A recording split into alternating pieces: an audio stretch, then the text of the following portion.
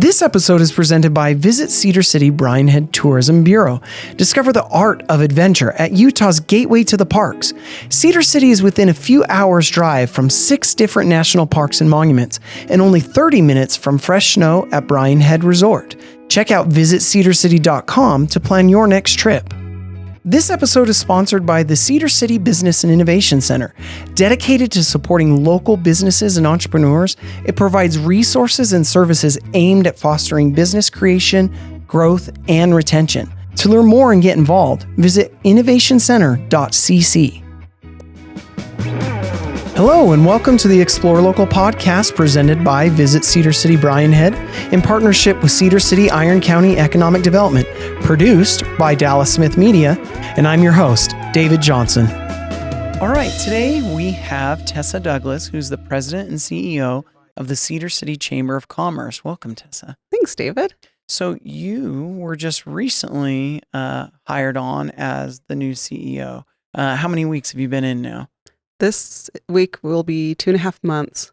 Oh, yeah, okay. So 2.5 exactly. All right, week. that much time's already flown by. Yeah, and it has flown. Yeah, you kind of got thrown into the mix right from the get-go. Didn't you immediately have the chamber golf tournament right after? I did, yeah. So luckily, I was serving on the board, and it was a board like role to be in charge of organizing the golf tournament. So I was in that role, thankfully.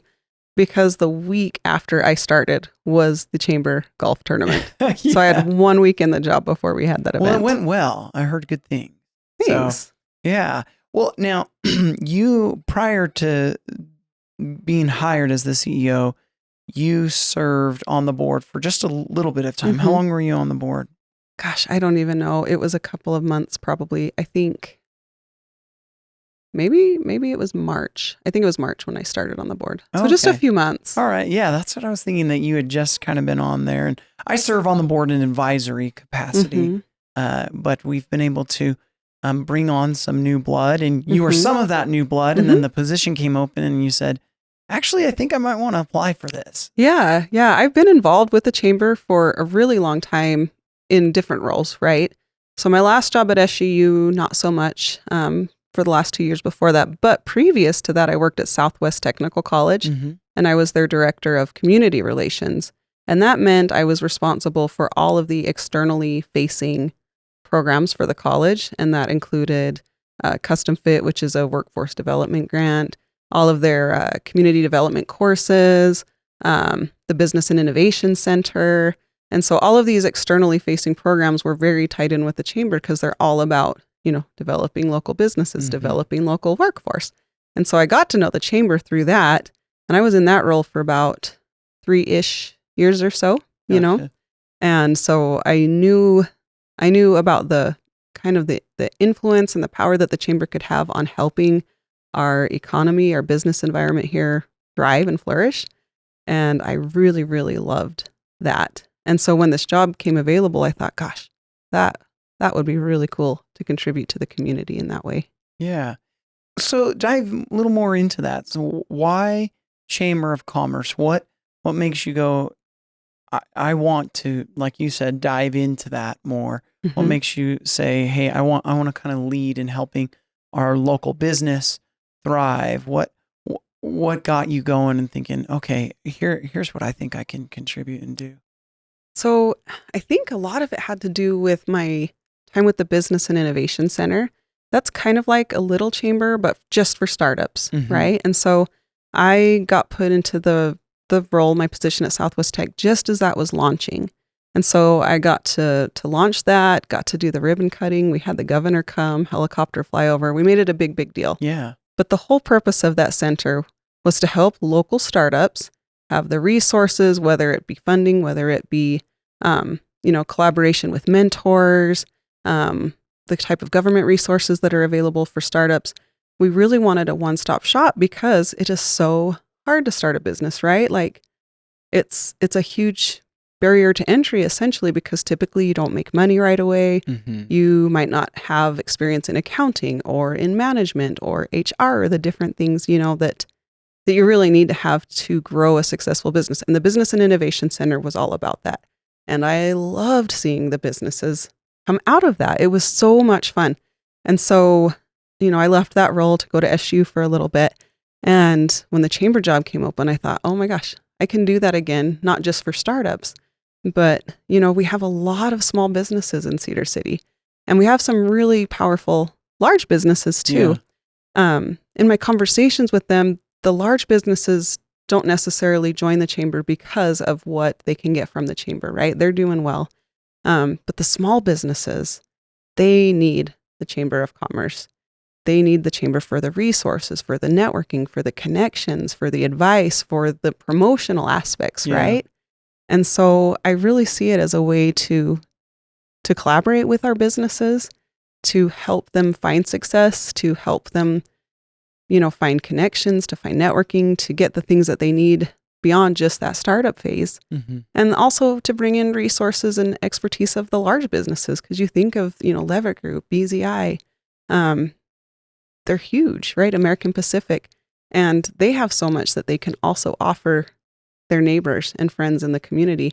And they're large businesses, but they're also very community oriented. They want to see those small businesses thrive as well. And so it's a very collaborative role and a very positive one.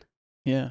So, well, it's interesting too, because if you think of like the Levitt Group or BZI, Levitt Group years and years ago started off as a smaller local business that grew here locally, regionally, nationally, and they're still headquartered right here. BZI started off as just a few farm boys putting up steel, erecting steel for barns and things like that here locally. Yeah. And now they're nationally with 800 or so employees, and I think 7 different companies under their parent company. Affiliates. Yeah, affiliates. Yeah. And so having small business support in a community makes a big difference, especially from some of those local larger businesses that got their roots here. Having that connection helps them to perhaps provide opportunity for not only networking, but potentially mentorship to some of these smaller businesses. And the other smaller local businesses can look and see, well, what have they done? How did they get from point A to point B, right? Yeah. And some of the lessons learned are really great. We had BZI was one of our very first podcasts that we had here. And one of the things that they talked about was lessons learned. Thomas Harker talked about, going in, doing a welding job. I think it was at a grocery store, and they were dragging all these wires everywhere. And they thought, oh, what if we did a wireless welder? And so they basically invented a wireless welder, and they went in to the store with a shopping cart, from what I remember he said, full of like car batteries and things to do this arc welder. And they caused alarm to the employees of the grocery store because in his words, he said something to the effect, we look like, basically like a terrorist coming in to this grocery store. And he said it was a lesson learned on a few different points of professionalism, customer service, communication, and those lessons learned help them apply that in multiple facets of the company, which then has helped the company grow and expand to what it is today. Yeah. Were you going to say something? No, I'm familiar with that story, but you're not wrong. I mean, those lessons are valuable, and what it's done is it's made BZI very innovative, right? And very adaptive, which for large companies can be hard. But these smaller companies, these local small businesses, they can learn a lot from that. And a lot of them are very scrappy because they have to be, because maybe the industry they're in, right, it's never going to be steel mega structures, right? Maybe it's just a small local store, right? And so they have to be scrappy because the market is limited, right? But that's where you can learn things about, like, well, could we expand nationwide? Is there social media selling opportunities or web businesses, right? Or agritourism? A lot of farms are starting to look at agritourism as a way to supplement their income for these small family farms. And I think those stories of innovation and scrappiness are things that every small business should be paying attention to and implementing, right? But that these larger businesses who have grown can bring to them as mentors, as examples, and say, hey, We're your neighbors. Yeah. This is what we've done and this is what worked, and help them find their paths as small businesses into success as well. Yeah. And even just connecting one another with different resources. Mm-hmm. So there's a couple thoughts or directions that I want to go. So I'm trying to decide which one to go first. Why don't we stay on kind of the Business Innovation Center? Mm-hmm. So you kind of helped in it getting launched and open and all of that. What were some of your favorite things that you did while working there? And how were some of those things you think preparatory for what you're doing now as in the Chamber of Commerce? And you've touched on that a little bit, but maybe you got some specific examples, things you just absolutely love doing or experiences that you had. One of the best parts of that job and what really led me to the chamber was the collaborative aspect of it. Mm-hmm. So we were holding these monthly meetings, which we still hold because you're in them, right? Yeah. Where you've got like representation from the Department of Workforce Services, from the Governor's Office of Economic Opportunity and Tourism, and, all of these different entities that are really working together to not just make Iron County a thriving business community, but the state as a whole, right? Mm-hmm. And we have, really important updates, but sometimes really valuable conversations that come out of those too, and some initiatives that started out of that meeting, like I think Future Ready with Melinda Thorpe with SUU, that was something that came out of those meetings that has had a much wider impact on businesses than just Iron County. Yeah, right? Future Ready not received just Southern Utah. EDA grant that then they worked with SUU, thing is Dixie Tech and Snow College, I think, are the three universities that came together and got that grant to promote workforce training. Yeah. Essentially, yeah. And they're going all over Southern Utah with that program.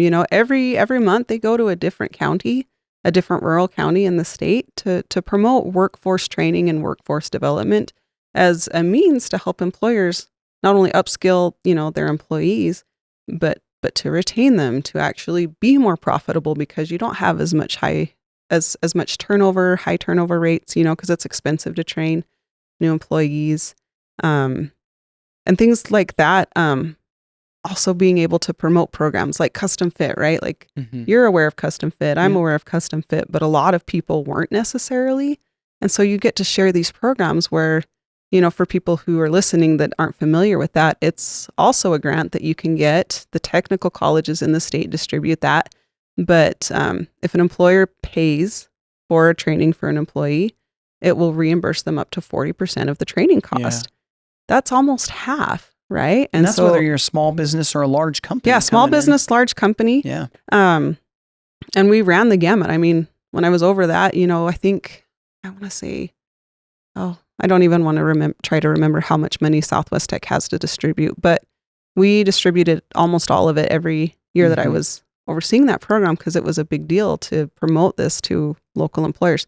We had small restaurants who would get their employees trained in specialty foods, right? Like maybe Centro or maybe like Ninja or somewhere, sushi making. BZI used it quite a bit. Levitt Group would use it for their marketing team when I was over it, So just such a cool opportunity. But you get to share those opportunities when you bring together groups of people who are disseminating that information to the business community, right? Your reach is spread. And so I love that collaboration. That ties into the chamber so well. And that's actually how I got to know the chamber, really, was through those meetings initially, because Chris McCormick was a part of them. Yeah, and Chris was there for a number of years and really helped build the chamber. Yeah, I think he was 7 years in the job, but 10 years also total, because he volunteered before that, So yeah, Chris did a ton to develop our chamber. But he was a part of those meetings too. So I got to hear, here's what the chamber's doing.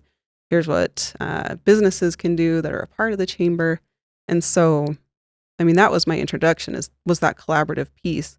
And very, very much it's important to me in this role with the chamber to stay collaborative, to work with your office, to work with tourism, right? To work with GoEO, so that I'm doing the best job I can do to make sure that the businesses who are members of the chamber, and even maybe not, that we're able to give them the best experience possible, and the best chance of success possible in our community. Yeah. Well, you hit a specific word that I have touched on over and over in this podcast talking about Cedar City and Iron County and the region really that we serve, and that is collaboration. Mm-hmm. And that's something that a lot of people talk about, a lot of areas say, they work toward, but here it's something that I think is just ingrained almost in our business culture is collaboration. And whether that's been for the last 30 years or only been the last, 5 or 10 years, I'm not sure, but I know it's something that's very evident as I've been here. And as I work with people that come down from the state on grant programs or business initiatives or site selection, that's a word that not just I say, but I hear from lots of others from out of the areas talking about how effective our collaboration is. And so it's interesting to hear you bring that up again, as someone new to the show, new to the podcast, coming on and talking about that level of collaboration. And I think that really does create an interesting distinction. I mean, the Business and Innovation Center, in addition to that monthly meeting, also, let's see, we've got the Chamber of Commerce, we've got SUU, we've got Southwest Tech, we've got SCORE, we've got Women's Business Center, we've got GoYo, we've got all these entities that came together to make that happen. And several of those that I just listed, offices are right there all around each other. Yeah. And so I'm sure your office is probably down from where your old office used to be, right? Yeah. Well, I was in the other building, the other STech building, but yeah, we are all housed in the Business and Innovation Center at Southwest Technical College. Not all of us, but the Chamber of Commerce, Women's Business Center, SU Small Business Center, and then obviously the actual Business and Innovation Center, Custom Fit, all of that is housed just in the same little office suite area. And that's intentional, right? It's so that we're not sending people all over Cedar City and Iron County trying to find the resources that they need for their business. You know, let's make it a one-stop shop. And I agree with you about the collaboration piece. I hear it all the time. I did in my previous role at STech as well. Another one of my programs was the dual enrollment partnership between STech and SUU. And no one else so far in the state has been able to replicate it to the depth that STech and SUU have. But that depth exists because there's not a lot of ego there, and the purpose of that program, as seen from STech and SU, really is, hey, what is best for the students? They're not looking out for themselves. They're looking out for the best interests of the students, and that's why that program is thriving. And I think for our collaborations too, again, there's not a ton of ego between the departments. Even though a lot of us are going at the same sources of funding, right? Like some of us, like I'm nonprofit, Women's Business Center is nonprofit, your government, tourism is government, but we're all going after similar pots of funding. But it doesn't feel like there's a lot of ego or competition. We're all striving to work together. Yeah. And that's a culture thing. And I love that. I love that about Iron County. Well, and I actually, I was going to say I think, but that is part of why we are able to get a lot of different grants, federally, state, because when they see partnerships, these granting entities see the partnerships in communities, they say, okay, that has a lot of support. And that makes a difference. Yeah. When you're getting these grants to help perpetuate, business efforts and economic development efforts. Okay, so let's talk a little bit about if I am a local business, and we'll kind of talk about small business, and then I also want to talk about some of the big business type things. But if I'm a small business, a lot of the times I hear small businesses say, I don't have time for that. I'm just making payroll, or I've got all these orders, or I'm running the shop. How can I steal away for X, Y, and Z for the chamber? Tell those that are unsure of the value of the chamber, what the value is, and what level of contributions they do or do not need to have in order to get something out of the chamber. Help them better understand what the chamber's primary purpose is and how it can serve them regardless of perhaps their unique business. Yeah. Yeah. And you kind of alluded to the lunches, right? We have a monthly lunch, and those are held at noon. We have a lot of restaurants who are members. That's their busiest time, right? So they rarely, if ever, make it to those lunches. Mm-hmm. But the value in the chamber is not just in a monthly lunch, right? Those can be valuable, right? We do like speed pitches for businesses. We do speakers who offer little like trainings on public speaking or pitching or, tax strategies or things like that. Those are valuable, definitely, but not the most valuable part of the chamber. So our basic membership is $500 a year for an entire year. You get a ticket to all of the lunches, the quarterly economic review breakfast.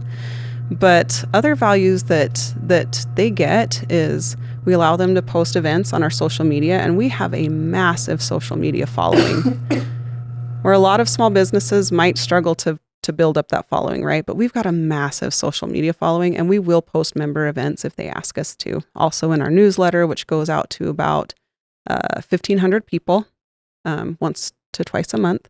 So a huge, huge reach that way. When you're linked on a chamber website, which all of our members are, it's considered a high quality backlink for SEO. So it actually moves your business up in the search engine findings.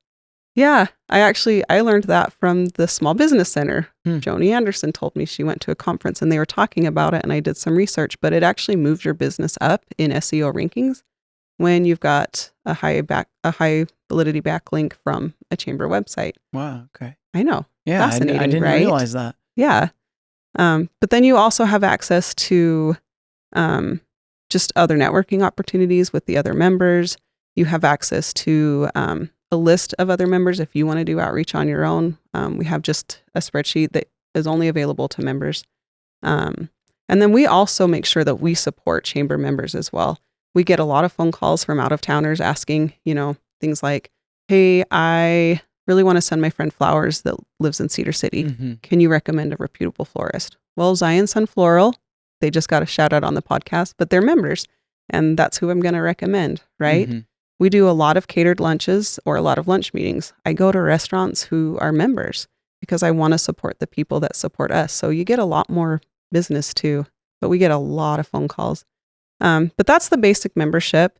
It gets, you get more benefits as you pay more. So there's $1,000 a year partnership, $2,500 a year, $5,000 a year, $10,000 a year, and then $20,000 a year. Wow. Which are much higher, obviously, but the benefits increase with time, or with that amount. Some of those include tickets to the One Utah Summit, which if you're a $2,500 a year member, you get one ticket included.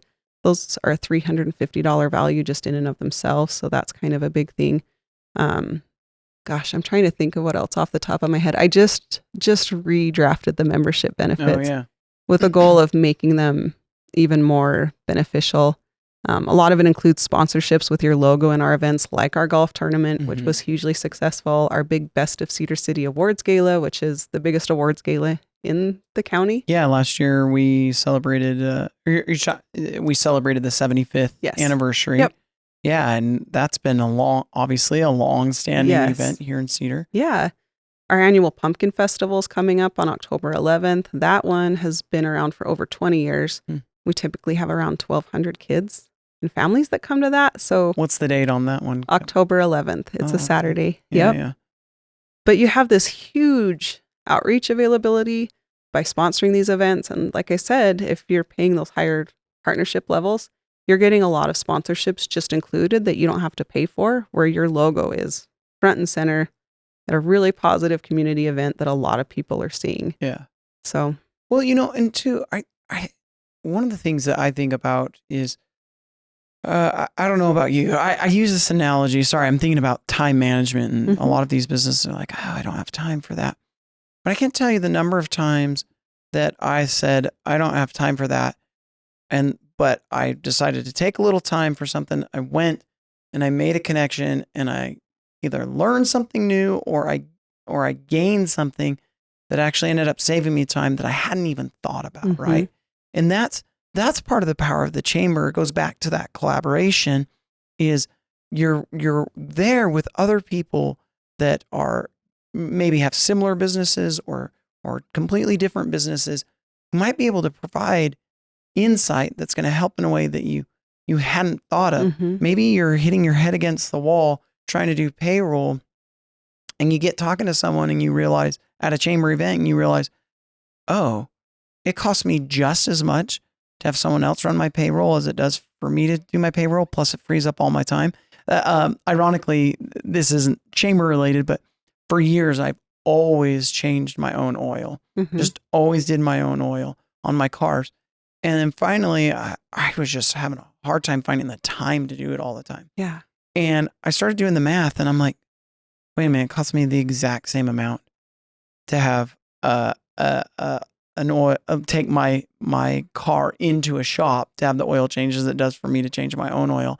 And I don't have to worry about figuring out where to take the oil or any of that kind of stuff. And so I'm like, why am I doing this? Why am I killing myself over this? Yeah. And that was just in my personal life. Well, businesses, we tend to do a lot of those same things. Yeah. But sometimes we don't realize we don't know what we don't know until we're there and we're, or until we start making these connections and realize, oh, there's an easier way to do this than what I've been doing. I don't know if you... No, you're absolutely right. And what you don't know what you don't know is exactly right. Until you start talking to other people in similar situations. I mean, I've got even just personal examples of that. We're doing a rebrand for the chamber, right? It's been a long, long time since one has been done. And I was looking at graphic design costs, and it's super expensive to hire a graphic designer. And one of our board members from Southwest Tech actually came over and he said, well, have you tried this website? It's like Fiverr for just graphic designers. And we got like 250 submissions for logos, and we've narrowed it down obviously by quite a bit. But I thought, oh my gosh, I had no idea this website even existed, But I've got a good personal example of that too with a chamber member recently. So my husband and I own a bed and breakfast in Tropic, Utah, just outside of Bryce Canyon. It's just a fun little personal thing that we've got going on. We've owned it since April, and one of the marketing tactics that I has found works really, really well for us and for our target audience, which are older adults in the US, is I'll take really positive reviews that we receive online. I'll make a Facebook post out of them, and then I will boost that post all over the US to a certain age range. And whenever I do that, within the next couple of weeks, we just get a bunch of bookings. Really? A bunch of bookings, yeah. When I don't do those boosted posts, or if it's something besides positive reviews with a link back to the reviews, it just slows way, way down. Like it significantly slows down. And I was talking to the SBDC, Joni Anderson, the other day, and she said, yeah, like we've got this chamber member. They own a little resort in Canaryville, Little Village Retreat. And she said they're really struggling to get stuff from social media. Like they're not getting the bookings that they want. They're not sure why it's not working. And I said, hey, in my experience, and this is personal, it's not necessarily chamber member to chamber member, but this is the kind of information that gets shared. I said, in my experience, have them take positive reviews, link to those reviews, create a Facebook post, and then boost it to their target age range all over the US. And Joni told me the other day, she's like, within 2 days, they had 8 new bookings, which was a ton for them. Yeah. And I said, it works. I don't know why it works. I just know it works, but that's the marketing that works for this type of business, apparently. Right. But those are the kinds of conversations you have with other chamber members businesses you might not even know exist until you go to one of those meetings. Right. There's so many small businesses here and so many niche businesses, and not necessarily with storefronts. Right. You meet them by coming together with the chamber through that means. Well, and you, as a small business owner, or just in general, a business owner, you don't have to go to every little chamber event or every little, luncheon or things like that. But it's there as a resource as you need it. Okay, so I kind of want to shift gears a little bit. Let's talk about who are some of your big chamber partners. Let's give a shout out to some of those big partners and kind of how they add value to the chamber. Yeah. The biggest 5, we've got a big 5. They're all what we call visionary partners. That would be BZI, Leverett Group, American Pacific, Southern Utah University, and then Iron Springs Resort, right? So those are our big 5. And then we have a lot kind of the next level down presidential partners. That's Cedar Band Corporation. That is Southwest Technical College. The city, I believe, is part of that group. It's a much, much bigger group. at that level. AMPAC, which is American Packaging, not American Pacific. So we've got both as partners. But some really big supporters of the chamber. And like I mentioned earlier, I've been trying to meet in this role with all of our partners, kind of starting with the larger ones that contribute more. They contribute more, so I feel like it's important to recognize that and give them some attention right at the start to find out why they are members of the chamber, what benefits they see from us or things that we could do better. But the main thing that I've heard from those biggest ones, from BZI, from Levitt Group, is they're really not members of the chamber because of what we can do for them. A lot of them are members of even larger chambers like the Salt Lake one, which is huge, which does a ton of legislative advocacy. Right. We don't have the power that the Salt Lake Chamber has with that. They see it more as giving back to the community. It's very much a community building investment for them. And I say investment because they're not just throwing money at us for nothing. They're saying, build up these programs that help our smaller businesses. Yeah. Connect us to them when we can be. And I strive really hard to make sure we're using the funding from those organizations responsibly, because it is such a beautiful gift that they are giving our smaller businesses that do need the resources that the chamber has. We'll talk about some of those programs that the chamber has going on that those funds are going into. I know there's volunteer run programs, there's events, things like that, but talk about some of the things the chamber has going on. Yeah, some of those we've talked about the lunches where there is intentional networking in some and trainings in some. Those quarterly economic review breakfasts that we do. You spoke at one recently with Danny Stewart and Maria Twitchell.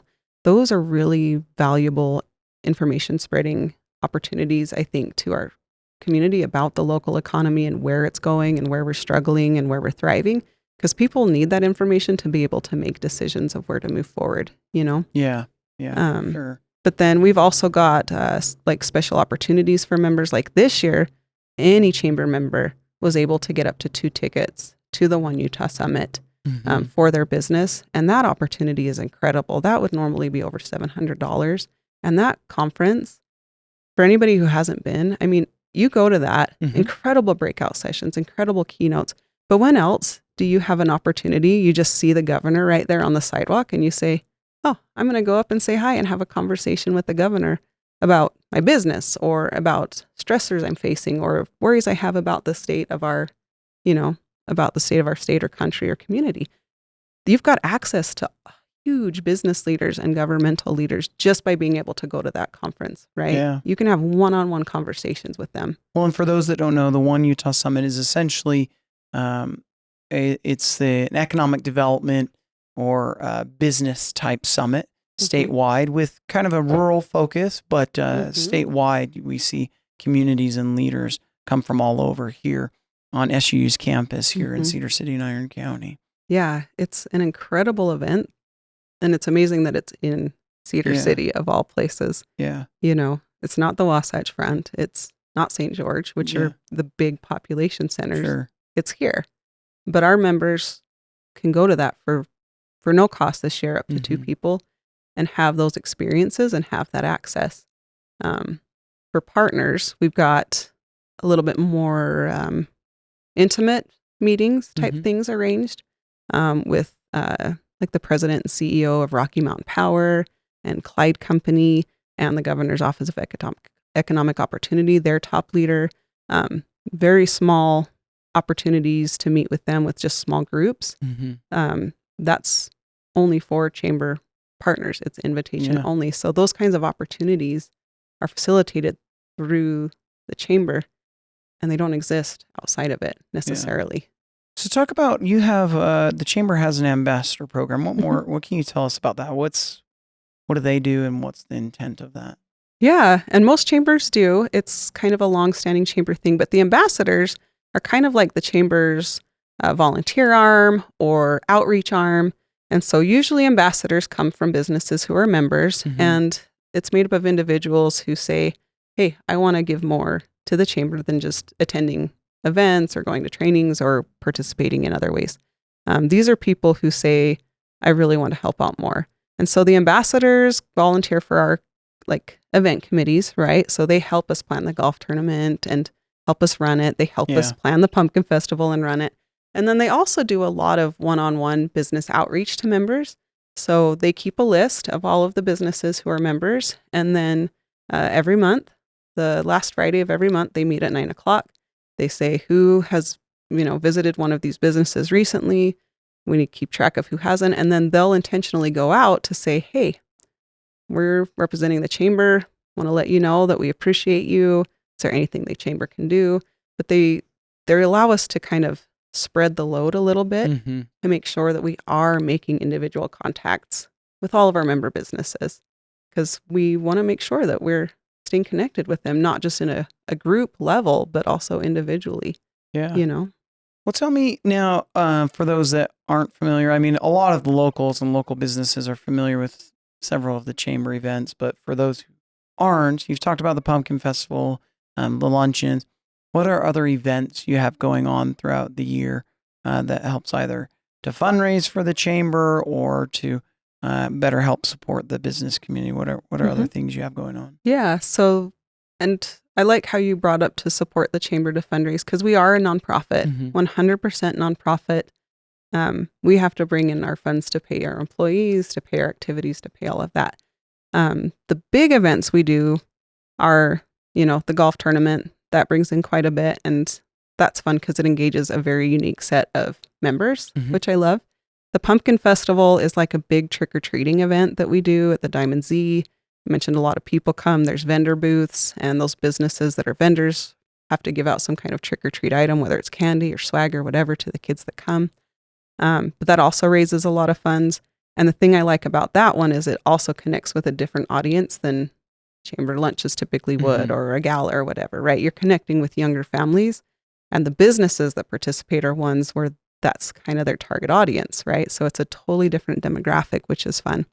And then our big gala that we have every year in February or March, that is probably in my mind, and it's my first year doing it, but in my mind, it's always been kind of the premier event for Cedar City. Yeah, I think a lot of people would agree with that. Yeah, it's a chance to recognize people and businesses who are doing great things for our community, not just in an economic sense, but through volunteerism, through customer service, right? Through giving back. And I love it for that, because we don't have a lot of opportunities to do that here. Also, we don't have a lot of opportunities to dress up nice. And you can for that. Yes, that's true. It is. We definitely went a little more fancy this last year with the 75th anniversary. One thing that you guys have that was implemented a few years back is kind of and it's a fundraising tool. You offer these trips. And next year there's a trip, and I don't want to steal the thunder, but you want to tell about what the trip coming up in 2026 is? Yeah, we've got two actually coming up. So next spring, we've got one planned for Spain, and it goes throughout Spain to a few different cities. And then next fall, so a whole year from now, we've got one going to the UK. So like England, Scotland, all over that. And we anticipate that will be pretty popular. Yeah. So, well, and what's cool about those is basically there's an entity that helps coordinate it. It's like multiple days, usually like 9 days or something. And it covers hotel, food. Does it cover food? Or is it covers hotel? some food. Usually it's breakfast, and maybe there's like 2 dinners to get the group together. It includes airfare. Oh, airfare too. Hotel, airfare. Yeah. All the sites you're going to, they coordinate it all. And to go to Europe, it's like, well, in this trip, it's like $4,000. Whereas I can barely plan $4,000 to go somewhere stateside with all of the hotel, the airfare, and all of that kind of stuff, plus the tourist type things you're going to see. And I've heard these are just really fun experiences. Did you go on any of them before? I have not. I have friends who have, though, and several of our board members have in the past, and they've talked about them. And yeah, I've heard they're really, really cool. It's something that's a long time chamber tradition, which I didn't realize until I got this job. But yeah, these trips are a long time chamber tradition.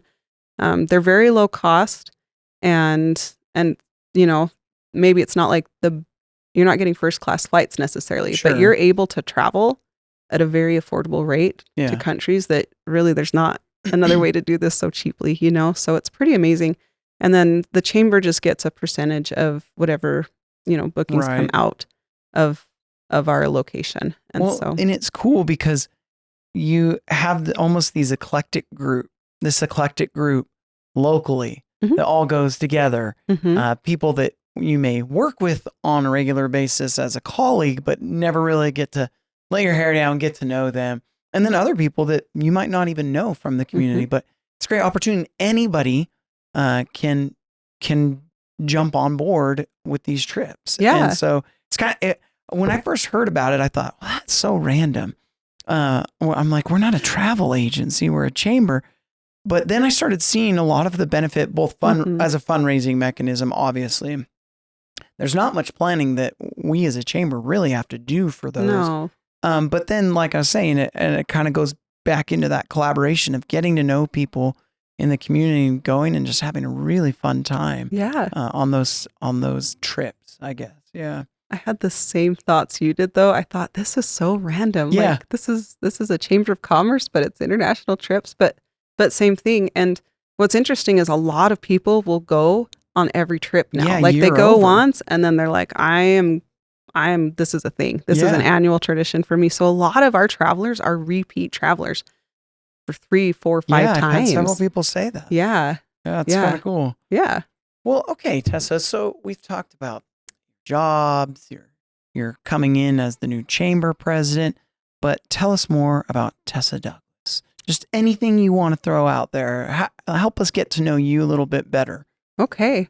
So I'm not a Cedar City native, but I have been here since 2000. So I came here in 2000 when I graduated from high school to go to SUU, which is my alma mater. So I'm actually from Panaca, Nevada. And I think a lot of people know where that's at, but you're not too far away. Not too far away. Very tiny town. Cedar City felt like the big city when I got here, which is funny now because like, no, it's really not that big. I love the size of Cedar City. But I came here for college and I studied and worked at SUU for the first part of my career for 17 years. I worked at SUU for 17 years. And most of that was actually starting and building their study abroad program. Oh, okay. Yep. I was the first student employee in that program. It was me and this Russian woman named Alla Paryatnikova. She lives in Las Vegas now. She's retired, but it was just she and I together building the study abroad program. And when I left SUU, and I think now still it's around 500 students go abroad every year through this program, which was so cool. So the chamber trips, I'm not, it wasn't unfamiliar to me. It just seemed really random. Yeah. But I spent most of my career there. I've got 6 kids, a blended family with my husband. Half of them are adults now, which is weird because I don't feel old enough to have adult children. But my husband's actually the chief marketing officer for BZI. Yeah, full disclosure. Yeah. But the stories you tell about Tom, I've heard those stories too about the welder with the batteries. And they've got some really funny stories from their early days. But he and I actually met at the Utah Summer Games. Oh, really? What was it? 12 years ago now. Would have been 12 years this summer. But we were both divorced with our own kids, and we had been kind of like messaging. It wasn't even apps yet. It wasn't even dating apps yet. It was dating websites back then. There you go. And we'd been messaging on this dating website, and then randomly I go to the Summer Games and I see him at the ticket counter, and I was like, that's Spencer. But I had my kids and all my friends' kids taking him in, so I wasn't going to say anything. And he saw me and came over and gave me a hug and helped me usher in this large herd of small children that I was trying to wrangle, and totally ditched his brother and sat with my friends and I. And any smart man would. I know, like interested in. Jim, Tessa, Jim, like your brother, woman you want to date. Yeah. No, but that was it. After that, we've been together ever since. But we love going to the Summer Games opening ceremonies every year. Yeah. Like that's a super fun event, right? Like city, community event. But for us, it has that special meaning because that's where we met for the first time. And that's what kicked off our relationship. So we are big fans of the Utah Summer Games. That's awesome. Forever and ever we will be. Yeah. What a great local story. The Utah Summer Games, bringing couples together. I know. We should throw that to John Oglesby as a new slogan. Oh, I know. What events did Did you participate, or were you participating, or you were helping the kids participate? in No, events? my daughter she did Taekwondo when she was little. Oh, my really? younger daughter. Wow. Yeah. She took gold one time. That was pretty cool. That's awesome. But no, I was there with a bunch of my friends, and it was when Nitro Circus came. I don't know if you've heard about that. That was so cool. They haven't had them back, but I mean, they brought in just dump truckloads full of dirt to the football stadium. They had these massive, it was insane. Was that before it was turf? I'm sure it was. Yeah. It was, you know what? I wonder if it's when they were transitioning, because they were like, well, we got to kind of tear this up anyway. Timing. Yeah, it was insane what they did to the football stadium that event. It was so cool. But yeah. Well, that's fun. Oops. I'm punching the mic here with my shoulder. So tell me, what is your favorite movie? Let's really get down to the nitty gritty and get to know Tessa Douglas. Oh my gosh, I'm so nerdy. I like fantasy sci-fi movies. You do? All right. What's your favorite? Okay, I mean, it's so cliche, but I've got to go with Lord of the Rings, the uncut extended editions. Yeah. I've watched those so many times. It takes so many hours to get through all of those. Do you know Elfish? Can you speak Elfish? No, I'm not that nerdy. That's just close, but not quite, right? But I mean, I did, before I had kids, I was like, man, if I have a girl, I should name her Arwen. Yeah. And I know people who did that, but I did not. None of my children are named after Lord of the Rings characters, but yes, I'm just glad you didn't name a child Gollum or anything like that. Oh yeah, that's just setting him up for a life of disappointment, wouldn't it be? You know what's funny is those movies were so long when they came out, and I'm like, obviously I'm not as diehard, but I'm like, I'm only going to watch each of these movies once. They're so long. And so I'm not going to watch them till I can watch the extended cut. Because if I'm like, if I'm going to watch it and invest in it, I want the full thing. I don't want to watch it and then have to go rewatch it and find the parts in between. And so I did that. But I never ended up watching the third one because I could never get a copy of the extended cut. I have it. I know. Well, I'm guessing you did based on what you're saying. Fancy DVD set. Yeah, I need to borrow. And people have told me, Dave, you should just borrow it. And it's so funny. So many. Well, I mean, what's it been? Like 20 years or something. Yes. But I'm like, I still need to watch that third extended cut. I cannot version. believe you have not. I know. Oh. And I've not shown them to any of my children, which I feel a little ashamed of. So I need to just watch them with my kids because now I have 3 teenagers and another little one. But I'm like, have I deprived my children of watching the full Lord of the Rings? Although my brother-in-law has probably had them watch most of them now that I think about it. But we watch them pretty much every December, all of them. Really? Together. Just during is it a Christmas tradition? Because you're kind of stuck inside more then. So that's our movie watching season. Oh, yeah. We watch those. So, I mean, we're talking hours and hours of movie watching, right? And then we typically also watch all of the Harry Potters in that same time. Yeah, so I think we're pretty much just watching movies. Yeah, we're big Harry Potter fans. We've watched all those. Yeah. Oh, we do it every year. You know what's funny is, the premise of Lord of the Rings is they're trying to get rid of that ring and it controls whomever and they change and stuff. I always joke that that's just modern day smartphones now. Like we all have our own little ring, that puts us in a total trance. And, if you can put it on, what's it called? Energy saving mode, or give it to someone else, put it in the basket. Oh man. See, Tolkien didn't even know what he was doing. He didn't even know. Very prophetic of the smartphone age now where we're all just stuck on our phones. For reals. Okay. That's just a random little side note. Okay. Favorite movie. What is your favorite band or singer? Oh man, this also sounds nerdy. Okay, no, that's you know. Oh, okay. This is gonna sound so nerdy. See, this is where you get to know the real person because I am a nerd. So there's this show on Netflix called Arcane League of Legends, based on a video game. Okay. So the video games are known for having incredible soundtracks every time they bring a new one out, right? So Arcane League of Legends season 2, they invited artists to submit music for the soundtrack. So it's all completely unique to that movie. I mean, you've got Imagine Dragons, really famous bands. They've got K-pop. They've got a bunch of artists. That soundtrack, I love so much. Yeah, so it's kind of dark, but it's eclectic. But I love that soundtrack. Also, K-pop Demon Hunters right now. I can't get it out of my head. My kids have been trying to get me to watch that. The first time I tried watching it for like the first 2 minutes, and I'd seen pretty much most of the movie, just clips because they were watching it over and over. And I started watching the first couple minutes. And I'm like, I can't do this.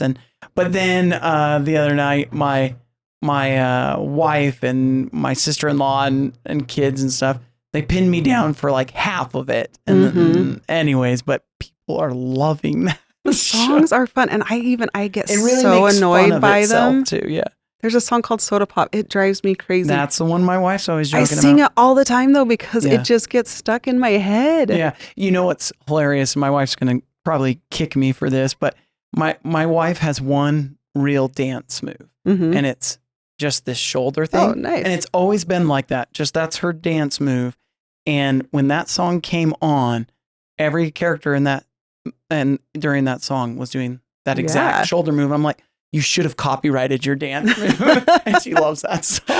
Oh, that's funny. That song annoys me, but I sing it all the time. It is always in my head. Okay, so if you guys really want to get under Tessa's skin, just K-pop Demon Hunters, Soda Pop is the Yep. song, you know, Yep, just that's how play it you'll on get at me. repeat. Yep. That one and Simply Having a Wonderful Christmas Time. My kids will play that just to bug. I hate that song. Oh, really? I hate that song with a That's passion. is that Paul? Yes. Is that Paul or is it Ringo Starr? No, I think it's Paul McCartney. Is it Paul McCartney? I hate that song. Yeah. Seriously, it's so sad. Nobody She's not should hate a Christmas hater, song. though, people. No, I love So Christmas. what's your favorite Christmas song? Let's compliment it. Oh, Holy Night. I love Oh, A Holy that's a Night. good one. See, I think I just like the emotional, beautiful Yeah. aria type ones. Yeah.